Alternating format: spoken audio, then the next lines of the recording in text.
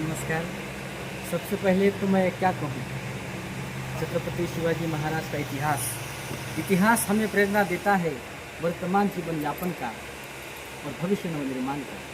वही 400 सालों पूर्व का इतिहास जो सुवर्ण पन्नों से लिखा गया है, और वही इतिहास एक घनसावन की तहसील के छोटे से गांव का एक किसान का बेटा आज छत्रपति शिवाजी महाराज के विचार, महापुरुषों के विचार, प्रगतिशील विचारों को अपने शाहिरी बाना टीम के माध्यम से अपने इन साथियों के साथ इस पद्धति से प्रस्तुति देता है।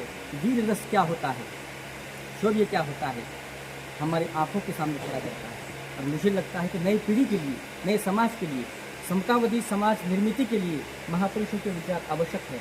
और कहीं ना कहीं गांव का एक छोटे से गांव का एक युवक जब शिव विचारों से प्रभावित होकर वीर रसात्मक काव्य प्रस्तुत करता है तो मुझे उनमें भूषण नजर आते हैं।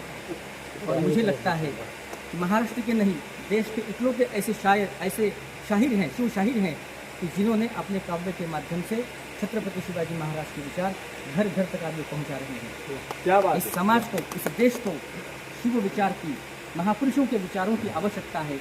और मैं देख रहा था कि मेरा तन मन, मेरा पूरा शरीर रोंगटे खड़े हो रहे थे।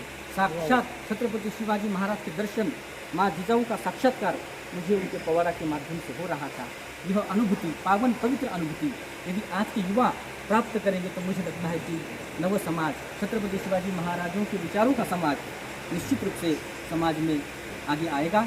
चरित्र निर्माण क्या होता है, छत्रपति शिवाजी महाराज ने, डॉक्टर बाबा साहेब अम्बेडकर, सभी महापुरुषों के विचार अपने पौराण के माध्यम से वो जन जन तक पहुँचाते हैं। मुझे लगता है कि घनसावंगी तालुके का नहीं, हमारे महाराष्ट्र की शान ये शाहिरी बाना टीम है। इसलिए मेरे पास शब्द नहीं है, मैं अपने आप को यहाँ बहुत कम समझता हूँ। जय जिजाऊ, जय श्री शिवराय, जय हिंद।